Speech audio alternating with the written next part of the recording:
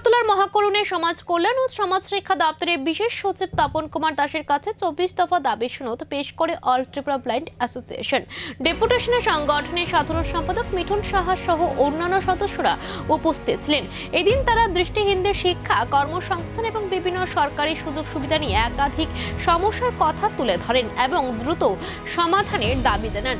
Deputation শেষে সংবাদ মাধ্যমের সঙ্গে কথা বলেন সংগঠনের সাধারণ সম্পাদক মিঠুন সাহা। তিনি জানান, রাজ্যের দৃষ্টিহীন মানুষের জীবনযাত্রার মান উন্নয়নের লক্ষ্যে এই 24 দফা দাবি সনদ পেশ করা হয়েছে। এই দিনের ডেপুটেশন কর্মসূচিতে উপস্থিত ছিলেন হরিদাস দত্ত, অরুণ কুমার রায়, সুব্রত সরকার, ঠাকুরচাঁদ দাস এবং প্রশান্ত পালিত সহ সংগঠনের অন্যান্য সদস্যরা। সংগঠনের দাবি, দৃষ্টিহীনদের সমস্যা দ্রুত সমাধানে সরকার কার্যকরী পদক্ষেপ গ্রহণ করবে।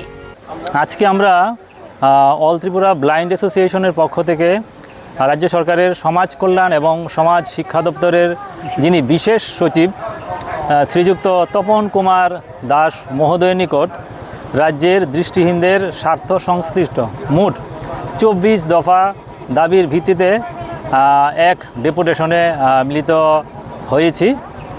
আমাদের যে দাবিগুলি, এটা আপনারাও জানেন যে দীর্ঘদিন ধরেই আমরা রাজ্য সরকারের কাছে দাবিগুলি করে আসছি, কিন্তু এখনও পর্যন্ত সেই রকম কোনো আশানুরূপ সদুত্তর আমরা পাইনি। যদিও এই দাবিগুলি দেখে যিনি বিশেষ সচিব রয়েছেন সমাজ কল্যাণ দপ্তরের, উনি দাবিগুলির যুক্তিকতা স্বীকার করেছেন এবং প্রয়োজনীয়